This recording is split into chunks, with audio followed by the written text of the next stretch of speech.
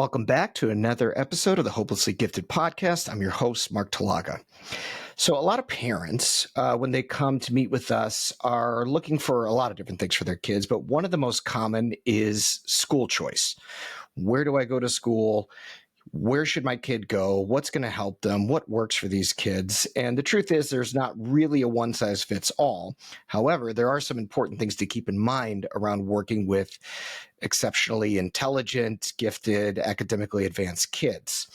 And research will show that the best intervention for most of these kids is academic acceleration on some level, where it fits into their development and they have the right amount of challenge, met with the right amount of interest and the right amount of scaffolding. And so I'm really excited today for our guest to come on because she's going to give us some insight into a school that she is a part of and works with called the GT School. Her name is Pamela Hobart, and she leads the parent education efforts for GT School, which is an AI-powered private school for high-ability K-8 students who can't get enough of academics. She's also the parent of gifted learners and a former gifted kid and grade skipper herself. Welcome, Pamela.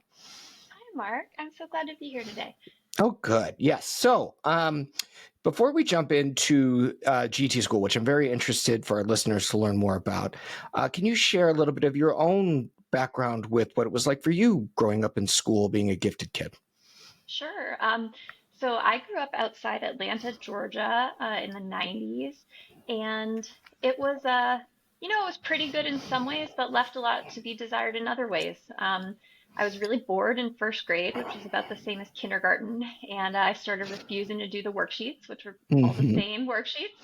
And somehow my mom badgered them into letting me skip to second grade, but the teacher didn't really approve of that.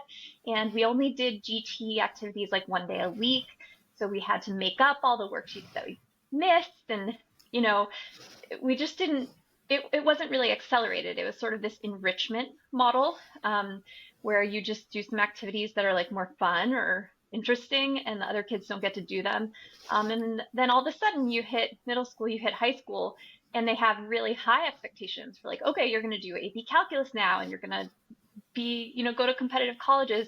And for a lot of people, that leaves them scrambling to make up those skills quickly, or even if you succeed on paper, it may be really hard and painful in a way that's completely avoidable. Many students are ready for acceleration much, much earlier in one subject or across the board, and it's just not done very gracefully in most schools. Oh, for sure. And I'm sure a lot of parents out there have had very similar, if not the exact same experience. I'm curious, was there a connection between, because you didn't want to be doing the worksheets, which I imagined were very boring for you at the time, that was the teacher's reasoning for saying, oh, I don't think she's ready to go to second grade or skip a grade? Yeah, it seems to me, unfortunately, that a concern with socio-emotional development of the child sometimes is completely sincere, and everyone really cares, and they're having a genuine conversation about what that child needs. But other times, it's just kind of a blanket excuse for not offering anything. And if you do dive into the literature, to the extent we have like empirical research about academic acceleration, they do not find that it causes any kind of systematic emotional difficulties. Sometimes students have an adjustment period if you skip them a grade. When they're supported, that's usually quite transient and the benefits massively outweigh the costs. But that's not necessarily what you get if you really manage to get some acceleration in a regular school. Oh, for sure. And, and the opposite can happen. You accelerate a kid and then they have a match challenge wherever they need it. And all of a sudden they're more regulated or they're more able to be, developmentally leap forward in some instances, not across the board. But, I think schools are probably on some level looking for it to not work out, maybe, where it's kind of like, well, they can't really sit still. And it's like, well, we haven't really tried scaffolding and how, we don't want to just throw the baby out with the bathwater here.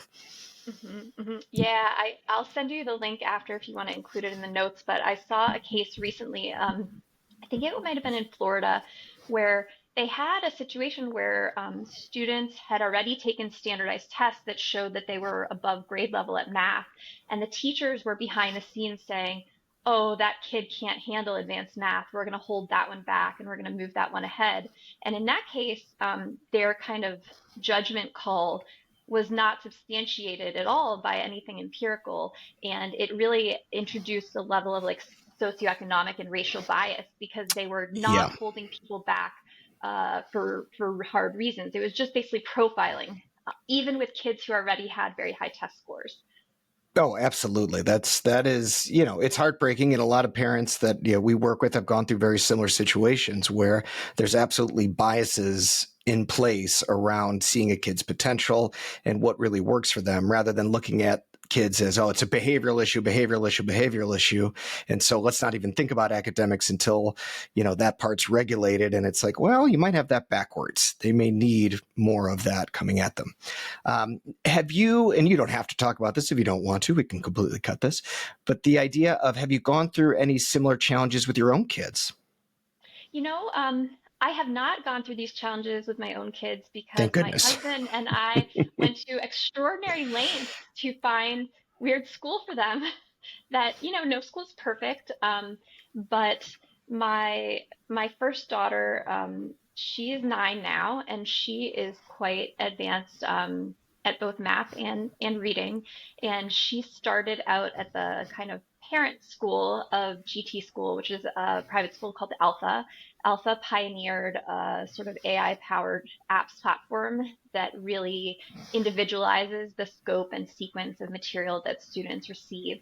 So when she started at Alpha at age 6, she could not read. She had come from forest school, and we had made no efforts to teach her how to read. And she learned to read from the apps in a month or two, and then just, over the course of that first year, went through kindergarten reading, first grade reading, second grade reading, third grade reading, Oh, and wow. I didn't do any, I just logged in and saw what was happening. Same thing for math. So it's really valuable to me and my husband, who also values good education, that we've not had any of the power struggles with teachers or the kind of going in and advocating um, that I've seen some of my friends experience with their children, or that my mom had to do in the past. It's just, we've had all kinds of parenting issues broadly, but um, Sure. like we don't beg anyone to get a different math worksheet for my Oh, first daughter or my second daughter, who turned out to be much the same a few years yeah. between. Mhm. No, I think that's what, you know, the phrase, an ounce of prevention is worth a pound of cure or whatever. So, you know, putting in the effort to say, well, let's figure out what's going to work educationally, and finding that right fit. I love that we have a success story, you know, where it helps and it's working, and there's that acceleration that happened naturally. I think that's fascinating though. So 6 wasn't really reading, and then this AI powered app. So tell me a little bit about the AI app. I'm very interested in that. Sure.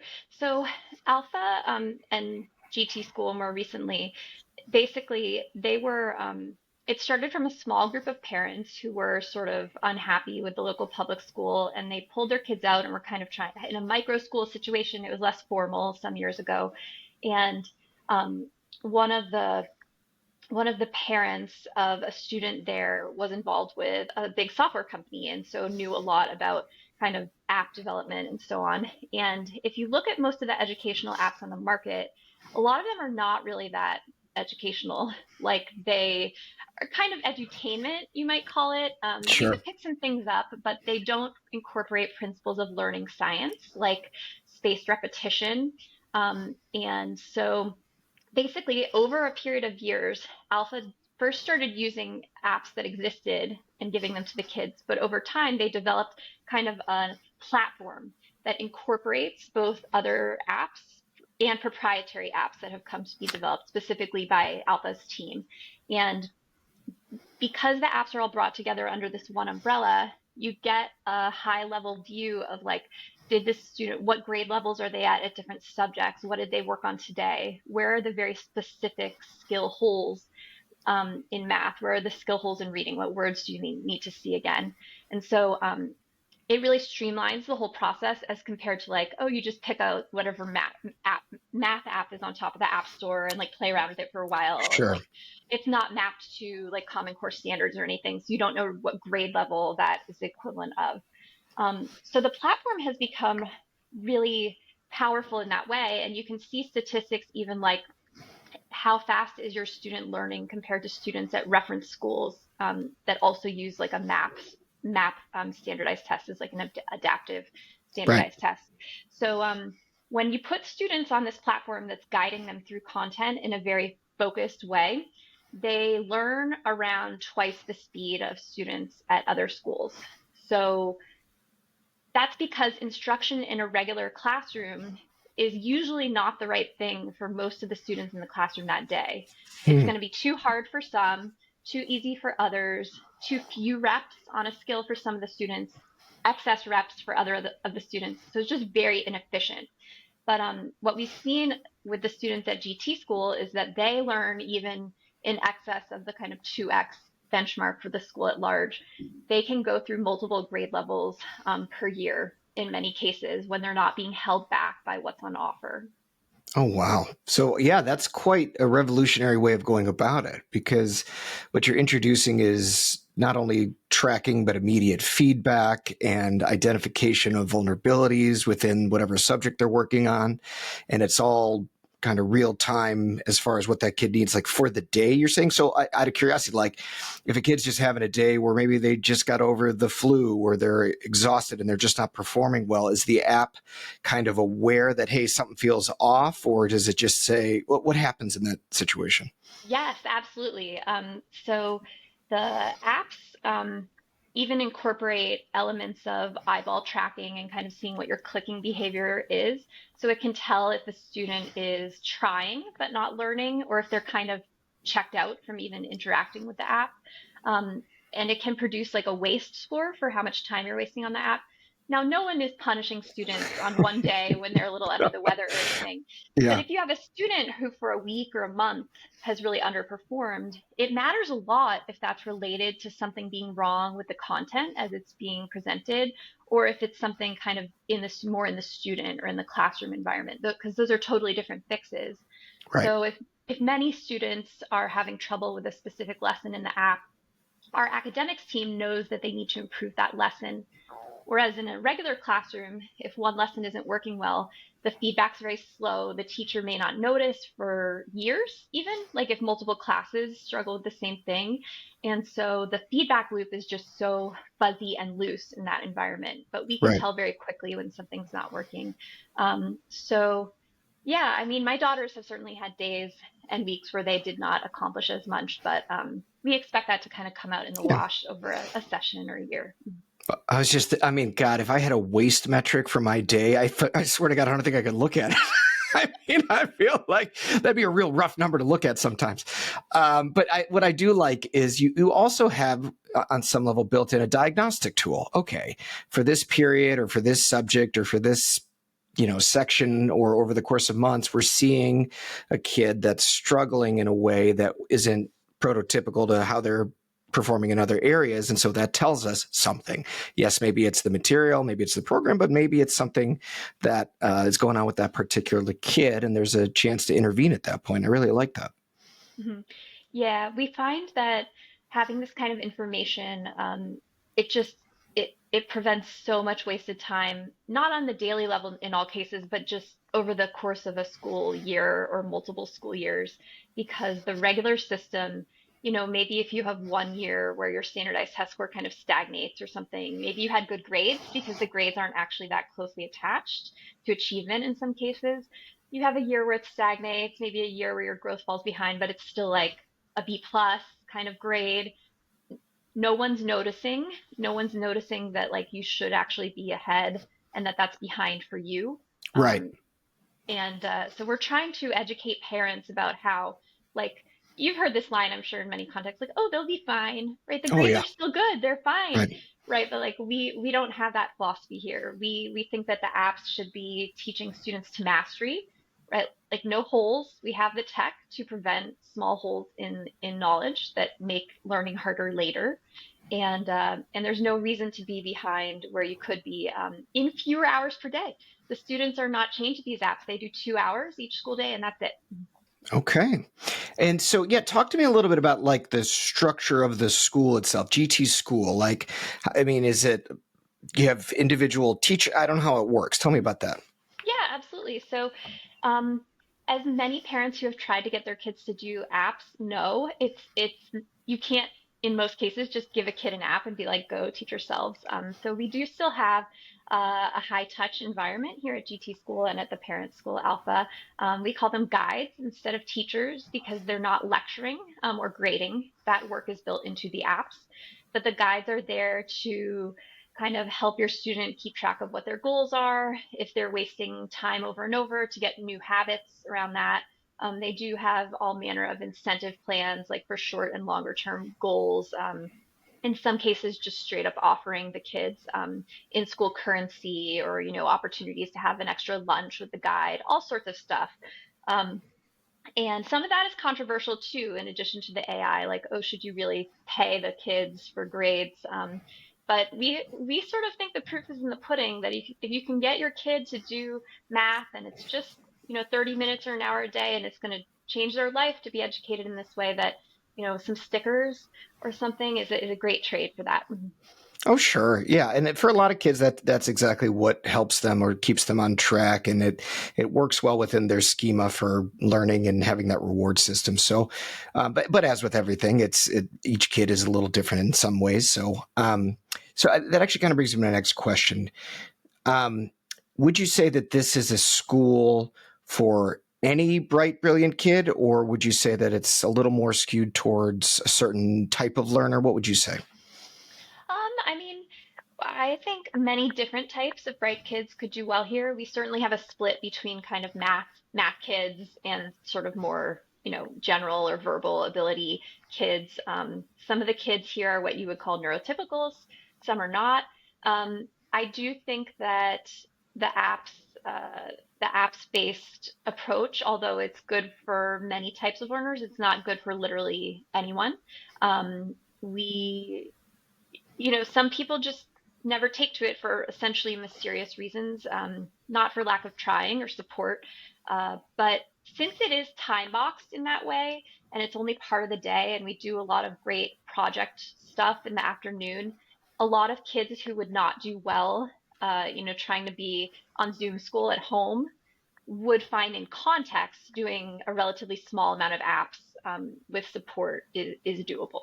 But like Oh, kind of that's Zoom cool. school at home is not for a lot of kids or No, I adults mean, for that no. matter. Yeah.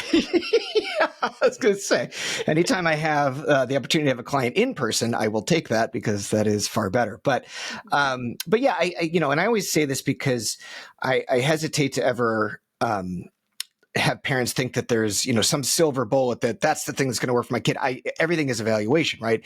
There's a chance that this is an absolutely perfect fit for some kids out there who are really struggling and need more of that immediate feedback and more technologically based way of interacting with their material. And then for some kids, it can be maybe something else, and that's okay too. But I really like this as a resource for certain kids where it is when it's a good fit. It sounds like it's a real good fit. Mhm. That's great. Absolutely. Yeah. Absolutely. And I feel like the extremely fast feedback is such a powerful element in learning generally, that it kind of can overcome other factors. Like maybe just you don't love being on the computer or it feels a little creepy or something, but you can learn so much faster and everyone's really happy with that and you feel the power of being able to do things you weren't able to do just a few weeks ago. And so you could come to appreciate it. Oh, I love that. As we always say in our office, confidence and self-esteem comes from the development of skills. And if you could see yourself getting better at something, boy, oh boy, do you start to feel a little bit better. You start to feel better about yourself. So that's really cool. So how wide of a scope is the material? Do we go into like philosophy and art history, or are we very much, reading, writing, and arithmetic? Like how does it work in subject material? Mhm. Yeah, it's not all the way across subjects yet. Certainly reading and math, the full scope of language arts type things like reading, vocabulary, and comprehension, all that bucket of stuff, as well as math, are the core focuses, especially in the younger grades. They do begin doing some science material, I think in third grade. And as students get to high school equivalent material faster and faster, we're providing opportunities to basically learn AP course content through some of the alpha apps and other apps.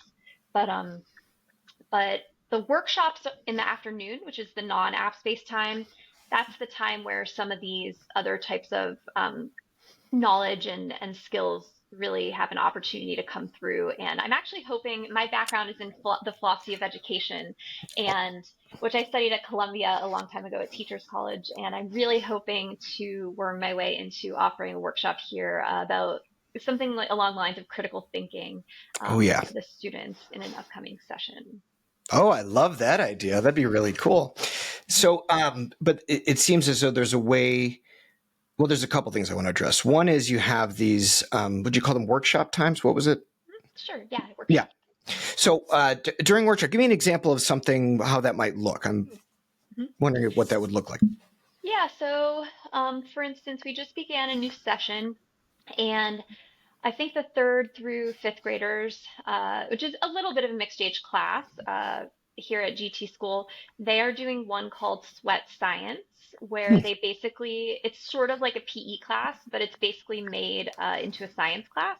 So they went and got their VO2 max measurements at like a fitness place the other day. And so that's Cool. the baseline for their fitness. And they're going to be doing some running and also some science learning around how muscles work and how they're built and like the chemical byproducts of muscle usage and how it gives you cramps, that sort of thing. And so they will be expected both to have improved against their own baselines physically in terms of fitness, but also to demonstrate understanding of the science to complement that. So that's what something like PE would look like here at GT School. Oh, that's super fun. I'd love to do that. That's really cool. Um, how does note taking come into the picture? Yeah, I mean, I some students will handwrite notes Hmm. when they're doing their apps or doing math, kind of in a scratch pad fashion. But I think it just doesn't seem as necessary overall when you're learning material in this way, because the apps chunk things down very Hmm. granularly and provide the right amount of reps for each learner to pick it up. So it seems to me that in the ordinary school environment, notes are kind of, to some extent, bridging that, like, the lecture about that thing was a long time ago and you're not going to hear about it again until the test, right? So you need something to refresh or you're not going to learn that. But a lot of what the apps can do kind of obviate that need to some extent. Right. So, Yeah. mhm, That makes like, sense. Again, it's there to help process the information more into long term memory. But if the processing is already more effective at the get go, then it's probably more retrievable, more able to be pulled, when needed. that's right, Mark. And the apps can keep resurfacing some of those things later, which is another thing school doesn't do well. Usually you would take a test on that your state's history or whatever, and you'd never hear about it again. But it, it's trivial to make them resurface things later so you retain it over a long period of time. You don't need like a big notebook where you like re-quiz yourself or anything like that. Gotcha. Okay. Very cool. Um, if we fast forward 5, 10, 20 years, what do you feel like you'd like to see shift or change, or what's your, ball or what's the word, like pie in the sky view of what GT school could become? Sure. I mean, I think while I'm aware that sort of people speaking of ed tech silver bullets, have a poor track record in the past, Oh yeah. I do think, people had smart boards and like probably they thought overhead projectors were going to do that prior to that. And like, That's right. everyone buys a bunch of things, and I'm aware that this has happened and that people should have some degree of skepticism. But in particular, when it comes to basic math and reading, at the very least, I don't see any good reason whatsoever why schools, by and large, can't provide basic acceleration opportunities to all students in math and reading, core math and reading in early grades.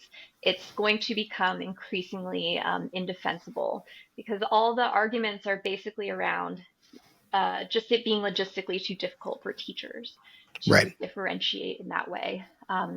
And and so um, that like now it's going to be easier to do it at the right level for all students rather than harder, because we do see greater engagement when the students are learning things at the right level, even if it's from an app. So, yeah, I mean, my friends have kids at schools where they work ahead in the math workbook and the teacher is mad and tells them that they're going Oh, to have to sure. erase Yeah. it, you know? And that just, I would like for that to become just unthinkable. The truth is that the narrow age-based class, uh, it doesn't contain students who are clustered around a certain ability level. If you look at the research about how classes are, they typically find that in a sort of more or less randomly selected class, you will have something like a 3 to 6 grade level spread in the class, and that the difference is mostly within school, not across schools. So it's not that there are like privileged schools where all the kids are ahead, and then there are underprivileged schools where all the students are behind. Instead, almost every school has this huge range. Right. And so when people say that they need to kind of keep students clustered together in material to like make it logistically feasible or something, that is not just affecting a few outliers. It means that it's the wrong material for, in many cases, most of the class. Right. Right. Basically, by and large, your net is catching much fewer kids than you think and getting them to learn what's being provided. And again, even in our practice here, we will do groups sometimes with younger kids or middle kids, although we're not doing enough right now. But we'll never do it chronologically. It's always developmentally. Where are they at? What are the cluster of things that they're trying to work on or struggling with? And that's more of an indicator of why we'll group kids together so that they're more in line with whatever it is that, matters to them and how we help them build skill in that direction. So, I mean, I love hearing it because, going by just chronology is kind of maybe out the window now.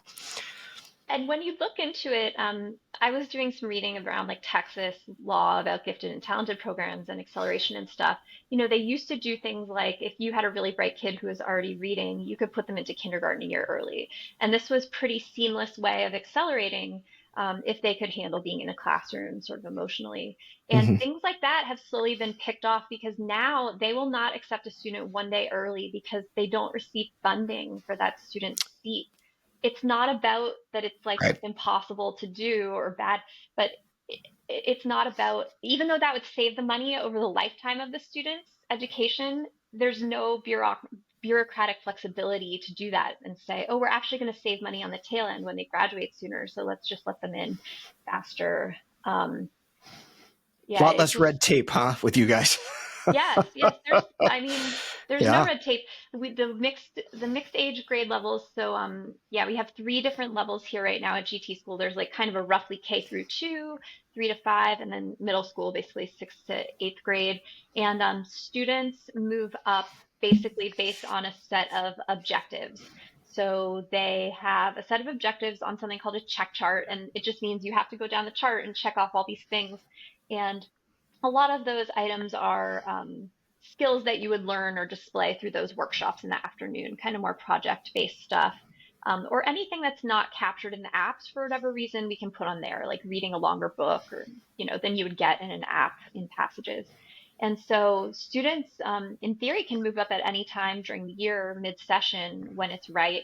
And it's not a big deal. It's not a big deal to have kids who are 2 or 3 years away from each other in a class. I Sure. think it gives you the sense that you actually are progressing because you accomplished something rather than just like, oh, it came to be spring and you have to be so bad for them to hold you back. So everyone just kind of moves up, which Right. feels very untethered to achievement. Right. Right. Um, Give me a second, Bruce. I'll cut this out because I got to think of my next question here. Yeah, take your time. It was just in the tip of my tongue. Something about the ages. Um, I got another one that I could talk to you about. Um, is there an ability to expand this into high school at some point? We would love to expand GT school into high school. We, the parent school Alpha has already had a high school for a while in downtown Austin, which is a little physically far from here. The Alpha High School has been going really well because students stay on that kind of 2 hours of apps in the morning to some extent, but then they have time to do big capstone projects like start a business or make an app, things like that. They each set a project kind of individually and have that to show for themselves when it comes time to apply for college and to Oh, graduate. that's cool. So there's absolutely no reason why that model is not appropriate for GT students, but we would like to give it our own flavor. Yeah. And we have an eighth grade student right now who is trying, I'm not sure if we're ready to expand just for him, but we'd love to, or he may end up, he's just visited downtown at the Alpha High. So it's So he certainly doesn't want to leave, though. He doesn't want to get out of the program. no, no, Oh, that's no, sweet. no. He does not want to leave. Especially students who enter GT or Alpha school, at third grade age or above. Many of them have had experiences at other schools first, and that is when you've been to other schools with your child and they're not working, that can be just incredibly stressful. I mean, I'm sure you've seen people in this position, Mark, where the kids spend so much time there and you may have so little control over it. And comparing schools is it's a bundle of things, Oh, like yeah. what you pay and what teacher you're going to get and what they're providing to your students. So you don't get sort of every menu option that you might like. You have to make very serious trade-offs. Um, so marketing to those parents is different because it's like we know that other schools are like very actively holding your child back in some cases. This Right. is not just like a slogan, like we've seen it, and it doesn't have to be that way. Right. So is this school, GT school and the Alpha school, is it open to anybody in the United States, or do you have to be local to Texas? Where do you have to be? So we have physical schools in a number of cities in the US by now. You can see on the alpha.school website that we're in a number of major cities. GT schools only here in Austin. This is the first kind of pilot one, and it's our second Gotcha. year of operation, but we do hope to expand to major cities soon. There is a homeschooling version of Alpha called Alpha Anywhere that they are rolling out. It is hard to get the same results on the homeschool version, which is essentially just the apps Right. platform, Right. because that whole component of like the peers who are cheering you on and the guide who's checking that you're not having too many issues and is giving you incentives and stuff. Without that in place, there's really a lot that you would have to replicate at home to make it get similarly good results. But it is available. People are trying that, especially as more states roll out various school choice measures and vouchers and things like that. We're trying to become poised to get involved with families in those states at a lower price point for virtual school. I think it's great. And is there a way for parents who are pushing to have, GT school or Alpha schools brought into their state for them to do something in order to make that happen? Yes, yes, I have an interest form I can send you to. We really are trying to, before we can expand GT school, we're trying to really nail the messaging around our current GT school and see how to reach, those right parents Right. in an effective way. And as soon as we unlock that and make it replicable to reach parents and get the right students who would love to be here and do great, then we can expand. The sky's the limit. It's tough because there's so many things to like about this model. It ends up Right. sounding a little you're like, oh, well, it's really high tech, but also there are really great teachers, but also there are really great projects. Like those things are all true, but it ends up sounding a little bit hodgepodge of just, Well, and again, I think you're dealing with maybe, I don't know how to put this, but like this overarching trauma that most gifted parents and parents of gifted kids go through around education and schools. And the idea that but this is the one that's going to, deal with it can be a little hard for some parents. And I think there is a little bit of skepticism that comes with that. But, everything you're saying seems in line with what it takes for certain learners to learn at their own pace, to meet them where they're at developmentally, to have instant feedback and tracking, but at the same time being connected with real people and having relationships with the guides and other students. There's a lot to like. There's a lot that could fit a lot of students out there. And I would imagine, and I could be wrong, but I would imagine that because the way the program and the AI and the app is developed, that it could solve a lot of things around disabilities for a kid that maybe struggles to read. Maybe there's a reading while listening Hmm. option in the app. I don't know if that's true or not, but Hmm. Hmm. I could see that being a thing. We do get a lot of inquiries from students who are maybe dyslexic or Hmm. processing challenges. And although we are not yet fully capable, like with a special ed staff or things like that, there is huge potential for apps to accommodate things like that, or even to accidentally accommodate them in their current form because of things like you can push a button and have the instructions read to you, you can have it read multiple Yep. times. Um, Things like that are can make the difference between someone just sort of lots of stuff going over their head and becoming quite possible. Sure. Oh, absolutely. And again, sometimes it is those little things that actually make the difference for a kid that struggles to process things on the first go. If you're in a in a lecture with the teacher and they just keep talking, they're toast. They're dead in the water because they can't go back in time. But maybe with this, there's just those built-in options that can help support some of those kids. So, Mhm. still very interesting in a very cool way. And so I definitely get the sense that you feel very strongly, and you're just needing to find those people out there that get to know about you and understand what you have to offer. And yeah, maybe 5, 10, 20 years, this will be the way school is done, right? It could be. It could be. I mean, sometimes I think that I'm a little too attached to, education, doing it in like a new way and being a nonconformist about like where I put my kids in school.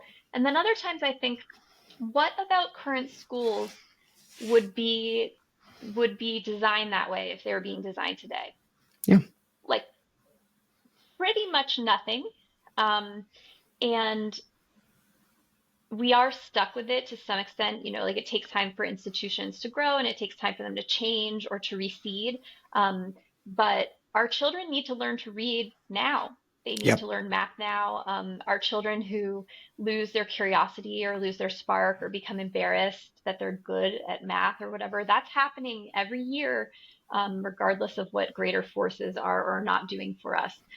So I think it was harder when there was nothing else on offer. Like even a lot of private schools don't routinely provide great academic acceleration. Many of them do not disclose or provide standardized test scores very readily. So part of what we're aiming at is saying, even if you're paying for private school, you may think that you're buying something that you're not actually receiving. If what you want is academic acceleration for your children, these tech mediated paths are the most reliable way of getting that today. And if I can add on to what you're saying, because I really love your message, and I think you're right on the money that the way institutions are built now, no, we're not tearing it down to the studs and trying to rebuild something new. And but there are alternative ways of going about what it takes to learn, and learning really is still as foundational as it always was. It's, can you read? Can you write? Can you solve problems? Can you critically think? And, there's a lot of talk here about acceleration. And for some of the people out in the gifted world, acceleration is a tough issue for them because the way it is presented or the way it's offered or the way they've tried to accelerate, but the kids' learning issues weren't really understood by the schools. So they never got the support they needed to actually demonstrate what they know. It's almost like with something that you're providing, you might actually get to see more of that acceleration in the right way because it's actually supporting a lot more than people realize. Like the way it's being presented and the way it's being modulated, but to go quicker or slower, or to just set off a little yellow flag that, hey, we're having a struggle here with keeping the eyes on the screen, are all supportive measures to help kids that maybe classically diagnosed as 2E still have the chance to accelerate. Because again, I always go back to acceleration is still the number one, not required, recommended intervention for very intelligent, academically gifted kids. And so you don't want to lose that, especially if there's still some 2E mixed in there, or it's, I like to say 10E because it's never really just one thing. But so I like the idea, but I also just don't want people to be scared off by the idea of, oh, I couldn't accelerate my kid. He struggles to just do X, Y, and Right, Z. But right. given the right method of learning and the right pacing, that acceleration actually might be more realistic. That's right, Mark. Yeah, acceleration, the way it's discussed is, sort of the number one tool or intervention for gifted learners of all kinds. If you look at kind of the academic treatment of it, there's like a whole list of like forms of acceleration. It's like, oh, we're going to skip you a grade in one subject. We're going to skip you a grade in all subjects. We're going to compact 2 years into 1 year. But actual schools don't do these things. This is Right. not a meaningful option in the ordinary framework. And in the ordinary framework, if you're a kid who's a little salty or spicy, um, they may be right that your child can't access what little acceleration they're prepared to offer because it would require being in an older age group or something like that. One of my daughters is 2E on the autism spectrum, and she does not do the full 2 hours of apps per day. They're lucky to get about an hour out of her. When she's had enough, she'll just kind of curl up into her dress and we call it a day. That's Um, her sign. Yeah, you're and done. that's her side. And we love her and she's wonderful. But that's how it is. And one thing we've noticed is that even her growth has been so fast with the apps because when she does wake up on the right side of the bed and she's ready to learn, what the apps show to her is exactly the right thing. It's Hmm. exactly the right difficulty level. And if she misses the instruction, it doesn't cause her to melt down. She can click it again. Yeah. Whereas in a regular model, if she woke up on the right side of the bed, but it's a book that's 2 grade levels too easy, it's wasted. That time Yeah. results in no actual learning. She's already in her dress at that point, you know? Right. Yeah. I want to Yeah. read this. I read this Yeah. 2 years ago, and Yeah. so it is a way of kind of capitalizing on the strengths as they exist by just being as effective and targeted as as not humanly possible, as computerly possible. Right. Yeah. Oh, I think this is so cool. So, okay, how can people find you, get involved with you? We'll put all these resources on the show notes for sure. But what are some things you'd like people to look more into? Great, Mark. I am on Twitter most days, spreading the good news about academic acceleration. My handle is GT Mom on Twitter. I've just started a Substack about gifted learners and acceleration issues. That's called Above Grade Level, abovegradeLevel.substack.com, and GT School is on the web at gt.school. So we are in the process of updating our website to reflect additions of new guides, and as we continue to reach parents in the coming months and grow. I love it. Well, thank you so much, Pamela. This was an absolute pleasure, and best of luck to you and all the great work you're doing. And until next time, we'll see you again on the Hopelessly Gifted podcast. Bye bye. Thanks so much, Mark.